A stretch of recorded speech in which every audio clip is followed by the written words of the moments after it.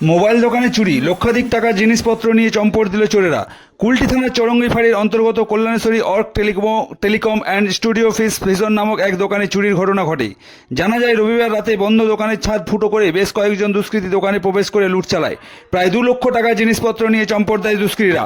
ঘটনার খবর পেয়ে ঘটনাস্থলে আসে পুলিশ।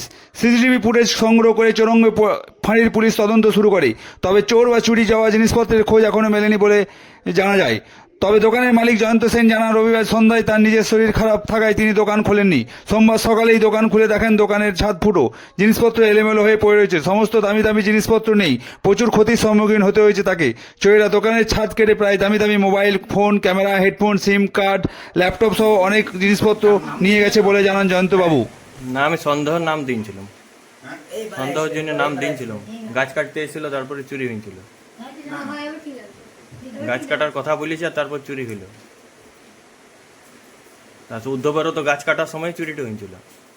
ওই জন্য আমি ওই গাছ কাটার লোকগুলারই নাম দিয়ে দিয়েছিলাম। দিব নাই মানে শালা এখন পেন যাবে এই ইয়াতে তো বাড়িও করে দিব এই গাড়ি পার হওয়া গাড়ি ট্রাক পার হওয়া কাপানো তারপরে আসবে পার হওয়া আপনি দৌড়ে দিবেন দেখ তো ওখান থেকে না যা আরে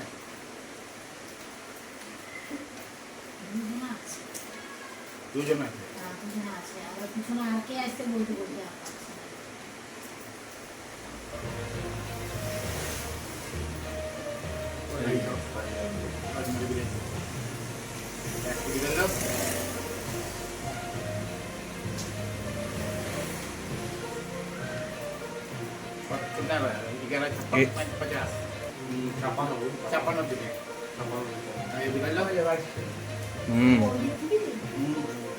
এই তো দুইজন।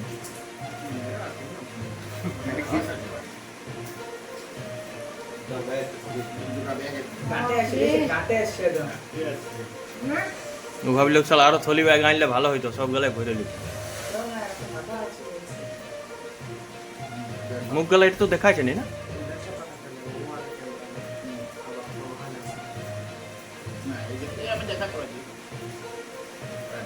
মুখ দেখা যায়